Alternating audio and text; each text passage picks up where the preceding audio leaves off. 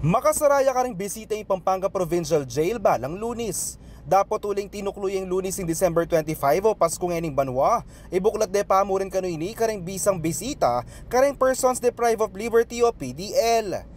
Mananggapan la naman kanong bisita karing adwarang building yaning holiday season. Ngayon pong Christmas season, mag-open kayo pong dalo.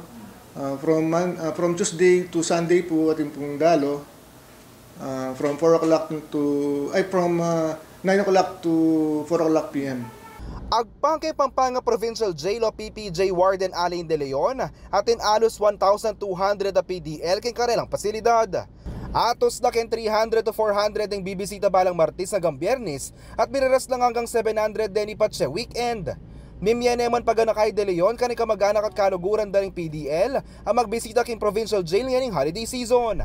Pakisabi mo na mo po na dito pong siguro ito na po makayang pakarakal ng dalada baka nita mas mayan po yung paman inspection at mabilis na pong makalob.